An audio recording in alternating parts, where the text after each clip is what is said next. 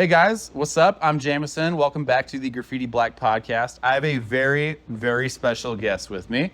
We actually go way back, and this is going to be a really cool episode. We have Brandon Ellsworth. Welcome. Welcome. Say hello to your camera. Hello. Yep. Marco Brando now. We have a very special guest. His name is Marco Brando. Welcome, Marco Brando. What's up? What's up, y'all? You are in... here, give us a little bit of backstory if people don't know. You used to be local, and since then, explain a little bit of your journey, because you've been around a little bit. I have. I moved to Nashville when I was 20, and pretty much lived there for about 9-10 years, but there was a time I was in Atlanta, there was a time I was in Indianapolis, and now I am in Newcastle, Indiana, just living the farm boy life, and it brings out a little bit of twang sometimes, so excuse me. Do they know what music is there in Newcastle? I'm not sure. I haven't seen any music yet. It's kind of concerning. I feel like they are experiencing it now that you are there. That's the goal, you know?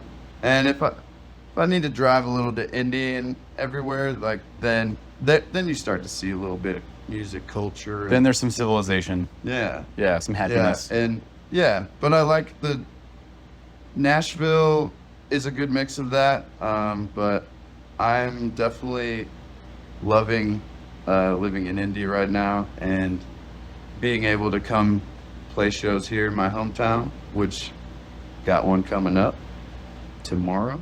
Yeah, where are you playing at tomorrow? Sports Time, Family Pub. Oh yeah. It's a place I've played many times, and it'll be a good time. It's gonna be a good time. That sounds like it. Mm-hmm. Also, before we were rolling, you were talking about how you can do songs like on request. Yes. And you said that's kind of like a Nashville thing, right? It is. Yeah, like that's pretty much how you have to play in Nashville. Just all tips. So you kind of just get used to it. At first I was horrible at it because it's like pretty nerve-wracking. The first Broadway gig I ever did, they sent me 175 songs. And I was like, we probably won't do even 75 of these, but like you got to know all 175. Whoa. And I was like, the gig's next Thursday. You know? It's tomorrow night, dude. Chill. That's nuts. Wow. But so I fell on my face enough times to finally feel confident. Like, unless you throw like corn at me or something, not like literally like corn. the band? Yeah, like the band corn. Oh, okay. I could probably do it. I like when someone gives me a song I can't like pull up. So if I was like, do what right now? I would try it. I believe you would try it. That's the other thing. I might show up tomorrow then, you know? Yeah, that's the other thing is like, I love how people are more like, they're less critical when you're trying something too. When you're just like, yeah, I'll do that. You want to hear that song? I will do that song.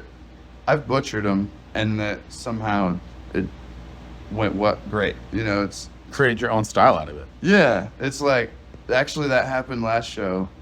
Someone requested Hosier, and I forgot that song was incredibly high, like way up there. Yeah. So I should have just knocked the key down a little bit, but sometimes you get a little overconfident, and I'm like, I could sing that. Yeah. I couldn't. It was pretty bad, but at the end of it, they loved it because someone said, I want to hear this, and you're like, there you go. So I try to be a human jukebox right now. Just give the people what they want, you know? So, okay, there's a lot of the cover material you do, but let's talk about you as an artist when it comes to your own music. Yes. So, this is like, was it like 2 or 3 weeks ago? I think we talked on the phone. just about you even coming in here, and there was a song you showed me. I had no idea what to expect. The most I have known with your music is the stuff I heard back that you released around senior year, you said? Yes. Right? Mm-hmm. I really love those songs, but I had no idea what to expect for this one, and the song is called Stupid, right? Yes. Stupid. So yeah, I mean, expand on that a little bit, because the sound that I heard from it was like, oh, this is, it's. Would you say it's in the vein of pop? Yeah, kind of Somewhat. pop, R&B. R&B pop sounds Yeah. really accurate. Cool. Yeah, I thought that was really cool. I mean, what inspired that song? It's also coming out really soon. Mm-hmm. I think you said August 7th. August 7th. Yeah, just expand on how you came about that song, the style of it, all of it. Let's hear it. Yeah, that song kind of came out of, honestly, my past of kind of alcoholism, to be honest. And so it's like I'm making mistakes because of it. And just kind of, in this song, it's leaning on like a person to like help you through it, but like that's also not fair. And I realized that with that song, but it means a lot to me. It's like, like take the wheel. I can't have no control over my own decisions right now. Please take over and kind of be there for me in this moment in time. It's kind of a sad message, but it's like I think it's packaged in a way to not like feel like that, you know. It's just a stupid song, you know. Yeah. Stupid. It's even spelled wrong. Yeah, it's spelled wrong. It's kind of where I'm trying to go with a lot of my songs on this album. It's like kind of heavy material packaged in a way that it makes you feel good in a way. If that makes Like, so that's like the genre stylistically wise. Yeah, like that Out of Control that I just released, I was thinking that gives me like Tame Impala-esque vibes. Sure. And that song's kind of about like paranoia and like stuff like that. But I had a bunch of people partying to it that are my friends, like out of control again. I was like, that's awesome that y'all took it this way, you know? Because like, I mean, that's the beauty of art, is like once you release it, it's not your interpretation, you know, your interpolation of it anymore. Sure. You know, Yeah. it's not yours anymore, kind of. Yeah, in a way, yeah. I mean, it's like you put it out there, people interpret it however they want, and they can run with it and make their very own. So it's like you're letting your spawn out into the world. The abyss. Yeah, exactly. And it's terrifying. And I was in a band for years, the Bums, and they're awesome. Nice. We're still all homies, but I'm just trying to push, finally just do my own solo stuff. Sure. And I've always been working on it. So that's the cool thing. I was in the band and just kind of always writing still, and the songs wouldn't always fit the band. Yeah. Almost never. Because Okay. it was like a 60s psych rock band. Yeah. I tried, and you'll see that on some of the songs. You'll be like, oh, he kind of was trying to write a Bum song, but it still came out Brandon. Brandon and the Bums. Yeah. Cool. All right. Hey, you know, it's like if it's not your thing, you know, it sounds like it sounds like you definitely are on the right track of what your style is. Yeah. Yeah, absolutely. Do you have other songs that are coming out that sound like this one, Stupid? Yeah. It sounded like I was calling you stupid. Like, do you have any more stupid? I love that.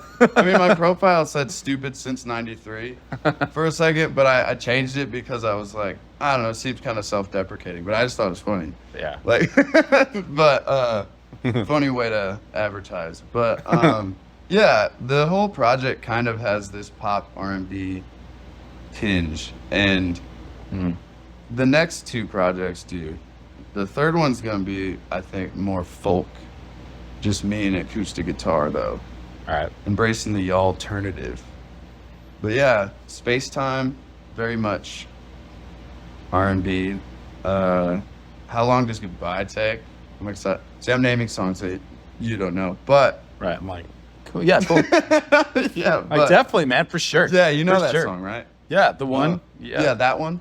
No, but I'm a that big fan. very, very much all in the same. I don't like the whole classification, but we always got to put it in a box. I think I'm going for a little bit of a Teddy Swims-y, Ooh, yeah. Cool. kind of vibe, Vibes. right now. Yeah. Yeah, that could be a really good style for you. Really good sound. Thank you. Yeah. Yeah. And just to go back a little bit so was it an EP or an album that you did senior year? Okay. That was an EP. which Was there means- like 5, 6 songs? How many were on it? That's exclusive playlist, right? Isn't that what that means? I think that is what that means. I'm gonna But, Google yeah. that right after this. Yeah. It was 5 songs, I think. Mhm. Yeah, Where Did Time Go was number 5, I believe. The graduation song. I should have called it Where Did Time Go? The graduation song. But, Yeah. My brother and I always loved that one. Oh, thank you. Yeah, that was it was really cool. It's very memorable, totally. It kind of has a similar, I guess, if you want to say nostalgic feel, like like the Green Day song "Time of Your Life." Yeah. It's very similar to that, and it's like you listen to it, it kind of does hit you, like, yeah, where did stuff go? Because Yeah. it's like you're 30 now, right? Yeah. Yeah, I'm Yeah. we're both 30, and it like 10 years ago, when I was 20, I was working on like releasing one of my first singles, and it took variation after variation until I actually got a version of it that I was happy with, that I released like 4 years ago. Yeah. So, but I remember it was like in 2013 and 14, it was like 2 years since I graduated high school, and I thought, wow, that flew by, and now it's 10 years, over 10 years now. Yeah. Very bizarre. It is bizarre. So yeah, I mean, like, is that the type of stuff that you back then when you wrote it, you're like, I'm gonna be thinking about this stuff later on in life, just kind of thinking about like, how did you come up with that song? That song actually, I wrote for my graduation and performed it at Concord High School's graduation. But my dad actually helped me with it, Okay. and I used to keep that secret. But that's mean. Like, he just helped me with some lines here and there, and like, so my dad definitely helped me with like the storytelling of it all. And I actually had a friend named Jimmy in high school.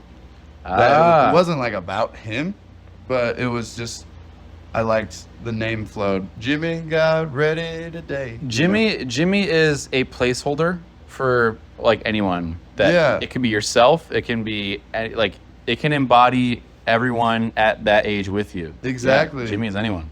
Yeah, and no, I actually haven't even thought of that song till you mentioned that EP. Yeah, it would hit today. It's kind of just like time, man. I'm 31 too, Okay, 31. Okay. but just so I didn't lie on camera, Like, I'm 25, bro. But yeah, that song was just a kind of, I didn't want to come into the tryout with a cover song, I knew a lot of people were trying out with Time of Your Life and everything, and I was like, you know what, screw it, let's try just coming in there with an original song. And so I just stayed up real late, and my dad helped me, and we wrote that song. No, say that last bit right there, though. Yeah, I saw a lot of people. There's a lot of people coming in and trying out with like where did time go? With the Time of Your Life, and like, I forget what Skylar. Get Low, like, Yeah, Get Low. Yeah, I mean, all the you soft know, songs. Skeet Skeet. But I ended up going in there with original because I just felt like if it was done well, that would mean more, to me at least. Yeah. And it was kind of crazy. The sun was going down, and I got chose, which was awesome. Thank you, Miss Gableman and Miss Hartman. And shout out. and the sun was actually going down as I performed that song. Wow. It was like, I remember just looking up. I was so nervous. It was like one of the bigger crowds, obviously, other than GCC. Yeah. Like one of the biggest crowds I've been in front of, and I was just like, the nerves were definitely there. But like, when I look back, like, I was, shaking and terrified. But like, it was a pretty cool, beautiful, like, moment. You know? Like, I heard some moms cried. Yeah, like I just remember hearing that years ago. It's like those songs always stick with me. Something I recently did is I got an iPod. Yeah. Super old school. And I downloaded a bunch of songs from my iTunes account that I somehow still have onto it, and both of like 2 songs off of that EP were on there. So like I'm just playing songs on shuffle when those come up, and I was like, oh, like dude, these songs are still really good. There was a Where Did Time Go, and then what is that second one? Heartbreak Train, is that right? Yeah, Heartbreak Train. Yeah, tell us about that song. Oh, Let's hear man. it. Come on. That was just, a young man, boy, who like, fell in love too quickly with everybody, and It's a lot of people. with all of them. Yeah, it's like, I love you all, and And they all said no. yeah, no, it's just like, yeah, that song also, like, resonates now. It is. I love what you said about that. Like, it's weird how kind of you make art and then like sometimes you just like you put it aside, or you even think you don't like it anymore. You're like, ugh. And then like life happens, and then you hear it again, and then you're like, wait, I love that. It's weird how that happens. Yeah. But yeah, Heartbreak Train. That was it. I always thought the drums that Grant did on it were really well done. Ricky What? Urdaneta. Okay, he slapped on that, He dude. slapped. He went off. The drum track on that was awesome. Yeah, I don't even remember if he used a click. He was just so, like, dude's a metronome. Ricky, I miss playing with. I was in a band with him and Sam, his brother. Okay. Called Bare Hands, actually. Nice. Yeah, and not like bears, but like Bare Hands. but like bear. Yeah. Yeah, that was a fun band. That was the only band I've ever, like, there was a moment where I just sang. Yeah. And so I got to experience, like, just holding the mic and, like, running into crowds and elbowing people and stuff. And that was... That's what I do on a regular basis, just without a mic. Yeah. Just random people that I Dude, see. yeah. It's like, what are you doing in my studio? Yeah. I remember earlier you mentioned GCC and how you used to play there all the time. That was, that time when you guys were playing there was you and Riley Yes. that constantly played music together. And from what I remember, it's like you guys were best friends from up through all of that, Yeah. So I mean, just off, I guess, like off record, like is that kind of stuff anything you want to talk about, or is it not? Like, how do you feel about any of that? Because I don't like bring up stuff that's like odd. You know what I mean? No, like, I think it's something that needs to be talked about a little bit.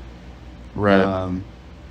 Like, it's kind of the kick in the crotch that got me sober, and kick in the butt, whatever you want to call it. The butt crotch. Yeah, the brotch. The kick in the brotch. But like, yeah, the world will miss that man. And it was clear at his, his ceremony, and Yeah, he was my best friend. And I will miss him for sure. Always, he was actually, last thing he said was he wanted to move to Nashville. Last thing he told me. So it's a little heartbreaking, but hey, if you're going through something and you like don't feel like you can express it, please express it. Please ask for help. Yeah. Like, and you know, it's gonna be hard, but with help, it is possible. Yeah. He was, I remember just back then during GCC days, he was crazy on the drums. He was just phenomenal. And bass and piano. He did bass. Yeah. I feel like I never saw him play that. Oh, he could play the bass. Really? He'd grab the bass from me sometimes when I was trying to lay down a bass track for a song we'd make, Yeah. and just play such a perfect bass part that I was just like, oh yeah. At first, you know, your ego's hurt a little bit. You're like, no, I got it. And then he played the drums, so like, Yeah. he's just sung perfectly with his kick drum and like did cool little runs around it. I'm actually releasing an album of songs that me and him did. I just am gonna. Dude, where are those? I know. I should have done that first before this album, I think. But like, I already had this one planned and kind of in the works. Yeah. And maybe I can just drop it because my plan is to not change the way they sound. Okay. Like, I don't want to add instruments. I don't want to add anything. I just kind of want to. The way they sound was the way me and him liked them. So they're just getting mastered and shipped out. Is the way I see it. Okay. So far, there's like 10 songs on it. And we had more, but those are the appropriate songs. Fair enough. Yeah. We like to just make funny, stupid songs sometimes. Hey, Muffin man. Cup. That was a good one. If a song in the near future drops called Muffin Cup, come back to this video. Comment on this video. It might. Hashtag Muffin Cup. It might. It might. Don't just lead us to it and not. Come on. We got Muffin Cup sometime in the near future, folks. We do. It's unfortunate because I played that song live, and I started. It was like almost instant, like becoming the Muffin Cup guy. Like that's what. But you know, I kind of want to own it at this point. It's like, baby, you're my sexy little muffin cup, and I love you. It's stupid. It's a love story about two muffins burning up in the oven together, but they fall in love. You know, they're just like burning alive. People together. talk about buns in an oven. Try muffins Try muffins. in a cup Muffins. I don't. together as one flesh. I don't even as get one muffin. the cup thing, but it could be animated. Well, it's a cup, you know, like the muffin. Come on, man. Yeah. They Exactly. become muffins because it's in there and it comes out. Exactly. Muffin cup. It's a beautiful love story. That's a bar. Sick, Yeah, dude. not That's to be confused with muffin top, which I have yeah. been confused. Someone's thought that. I was like, oh no. No, not that. Not the same thing. No, this is a good song. This is a good song. There's no shame in this song. This is love. I remember at one point I think it was one of the last times he was playing at GCC, and I think he busted the bass head drum. The bass drum head, excuse me. That makes sense. But he was like here's the drum. He was standing up. He was like, you know, he was standing up like, Wait. I think I remember what you're talking about. yeah. Was it at GSM camp? Wasn't it? Oh, probably. I feel like it was like Camp Adventure or whatever. I forgot it was even called GSM camp. Yeah. That just made me age 10 years back. It's like I'm 18 years old. I remember him like almost kicking the kick drum off once. You're just getting it so hard. Just get it. Getting yeah. it. Yeah, he was awesome. Yeah, I remember you guys were so heavily involved in GCC. yeah, there was just a lot going on. I figured like, oh, okay, probably guys are probably gonna like team up and constantly play shows or just whatever, something Yeah. where you guys are constantly doing a thing. But you know, I don't know. It's like life just kind of takes its own direction sometimes, you know. Yeah, I moved to Nashville. He went to Colorado for a while. We stayed in contact always, but then every time we talked, it was about, all right, so let's just send each other stuff, like, and we made a few songs that way. But anytime we actually like finished something, it was when we were in a room together, like. Okay. When actually most of these songs that are gonna be on the album, some of them we recorded like in his house. Okay. But most of them were recorded at my house in Division, on Division in Elkhart, Indiana. Because I did move back to Elkhart. I don't know if I mentioned that in the. I think you did, yeah. Yeah. And had my own place, and that was Dope City, as the kids would say. And we spent weeks at a time just like recording. One thing about Riley, he was very the opposite of me, which I'm learning to be more like that now, is like in the sense of I will create in a mess. Like I will like create with my clothes everywhere, with a half-eaten donut, like whatever it is, you know, it's a mess. Chaotic chords are like Total, yeah. And like we would always get in scuffles about that. It would be like, because I was like, no, let's just make a song. But now I value the day of preparation, of making a clean space, Yeah. so that Yeah. you don't have to worry about the things that I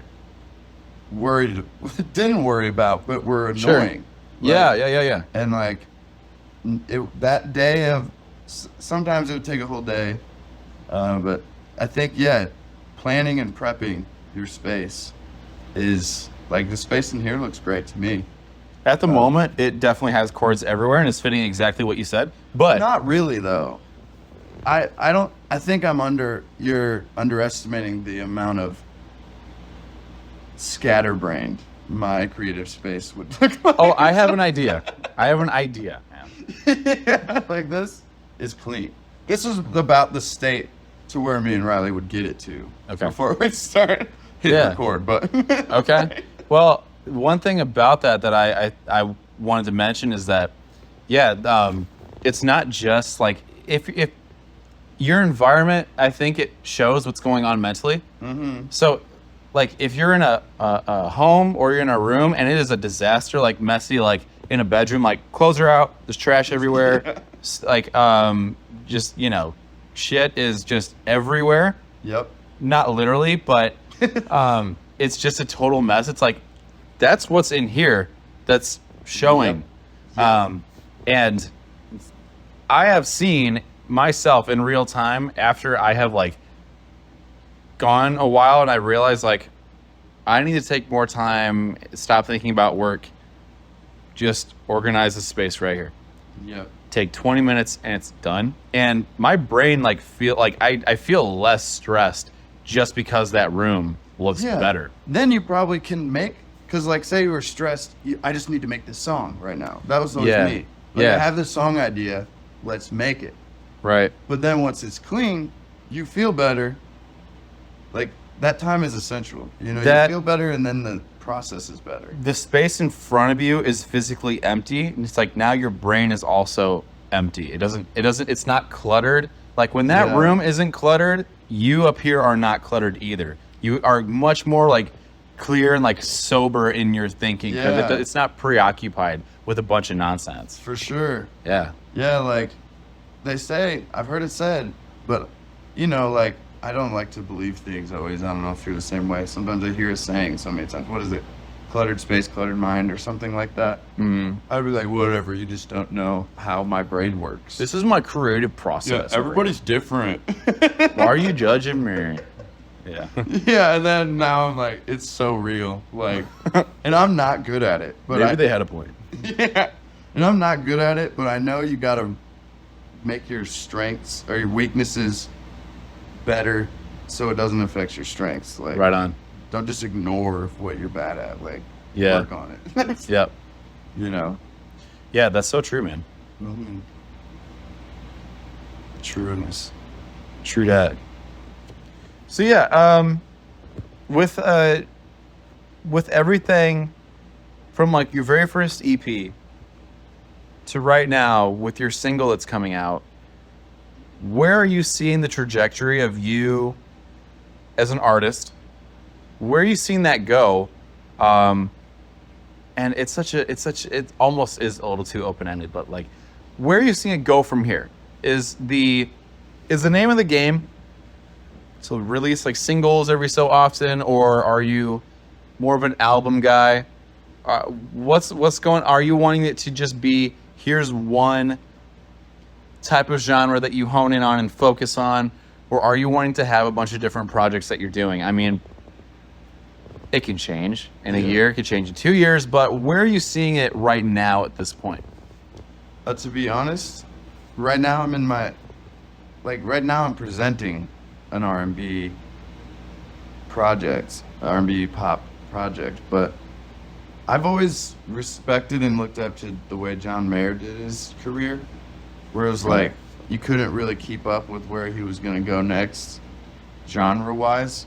Like, it would be like, as soon as you try to put him in a box, he'd make a new box, you know? It'd be like, he's the pop, Your Body's a Wonderland guy. Mm-hmm. And then he's like, like blues guitar extraordinaire. And then went all the way to folky. So the blueprint was out there. I'm just kind of like, because I love all styles of music. Like I've even written country songs. Like I've written a lot of styles, and I think my trajectory is, I shouldn't have told that to everyone, so that now they know. Now they know the next album isn't gonna be. Now you're in a box. You gotta make a new box. I'm in a box of doing all styles of music. Don't put me in that box. I'm just kidding. But yeah, I just think I see myself, and it might not be good, but it's just like how I'm gonna be more of an album guy to answer that question. But I still will release a couple singles, the ones that float to the top to promo the album. But yes, I want to get back to albums, back when we listened to a whole album, we got excited. Albums would change my life. I'd be sitting listening to Battle Studies. I saw a Facebook post I just made that was like, it's a great album. It is. And how excited I was for that album. Like I posted something like, the album is going to make me so happy. I can't wait this many days. And then when it came out, I got my Walkman and I'm just listening to it in the headphones. Which, funny thing about John Mayer, I used to not like him because people were cruel on John Mayer and I just wanted to be cool. And I was like, oh, not liking John Mayer is what's cool? Haha, sign me up. I was like, yeah, I don't like John Mayer. Screw that guy. I mean, what's the John Mayer? Yeah. And then Continuum. One day I just was like, what is this? This ain't so bad. I listened to it and immediately played it fully again. Yeah. And probably listened to the whole album 3 times just sitting outside tanning. Nice. And cool. Then forever then on, I was like, I don't care if this makes me not cool. John Mayer's music is good. Yeah. I'm a fan. It was 3 years ago. I actually finally let myself just explore his music. Mm-hmm. And I was like, oh, I really like a lot of this stuff. Because for the longest time, I did hold off on actually ever making a point to learn any of his songs or what have you. Yeah. But I actually really enjoyed a lot of his stuff, especially from Battle Studies. Battle Studies. Oh, yeah. Assassin is pretty cool. Dude, Assassin is amazing. That was actually one of Riley's favorite songs, too. Wow. Yeah, we were both real excited for that album. But, yeah, I think music is medicine. And, And I'm the doctor. Hey, right. I'm trying to go to school to become the doctor. Putting music out, I think, is like school. Right. It's like you're learning Sure. what works, what doesn't. Yeah. But yeah, like I just know what music did for me Right. and my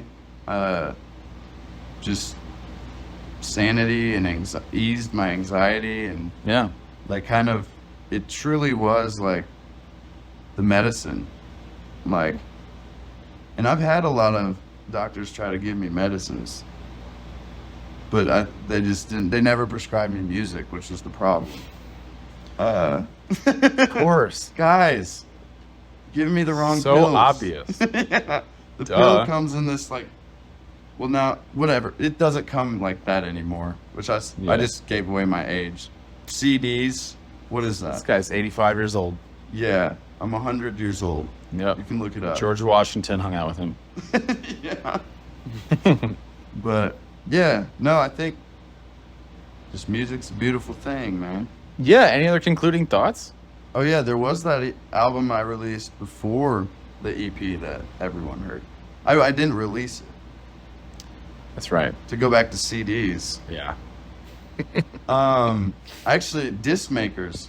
Shout out disc makers. Shout out. That was the only reason I was able to print. I forget who even took I think my dad took my photos. I was like, oh man, I'd love to find this CD. Like holding this Breed Love, this old guitar. Yeah. Not old, it's old to me. And whoever owns it, I bet you love that guitar. It's sick. But yeah, the pictures are funny. It's called I Feel This Way. And it was just a bunch of sad, emotional songs that I was writing in high school. And looking back, I get, why freshman to sophomore kids were like not vibing, because like Lil Wayne was the only cool thing that there was. But I did have one guy buy it, Andy Parcell. You rock. But nobody bought it. I think I had a $10, $15.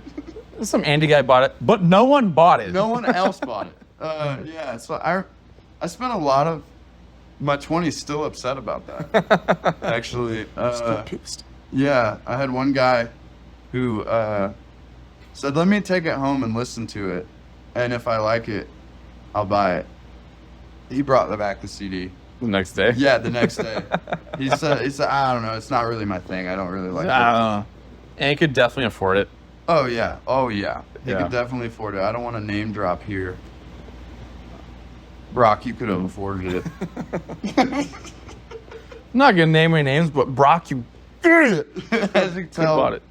still salty. Yeah. But, no, not really. I mean, that's what's funny is I want to redo that project, which is kind of Hey, you should. Maybe you could countrify it or something, That's- Make it country rock. that was my thought. Kind of like sad music's in now, y'all.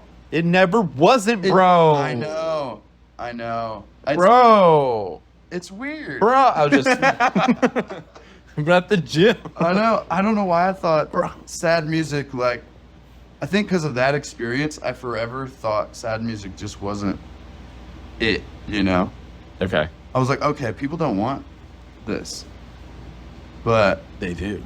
I've Hey. been singing some artists, Medium Bill, Dijon. He's not really sad. Rodeo Clown, that song will get your tears flowing. Flow. I'm just naming some cool artists Word. for the public. Yeah. Joseph, I don't know if you've heard of him. Totally. Hey. No. Joseph he packages it in funk music almost. It like Okay. feels fun, but if you read them lyrics, you might cry. But you'll dance the tears away. It's like you're breaking down. You're breaking it down while breaking down.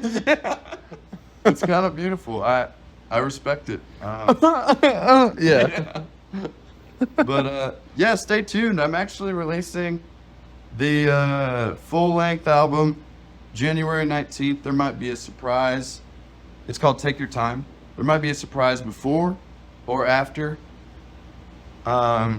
Surprise drop, which if you watch the whole interview, you probably know what the surprise is. But August 7th is a song. stupid. Stupid. Stupid. Get stupid on August 7th.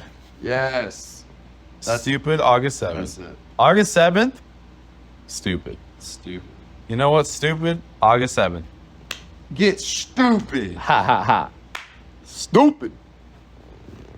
Also, Graffiti Black's latest single, Scream and Shout, it is on Spotify, and there's a music video dropping for that very soon. So if you guys haven't checked that song out, go do it. I'm Jameson with the Graffiti Black podcast. We got Brandon, or is it Marco Brando? Marco Brando. Marco Brando. That. See you guys. Peace. Mwah.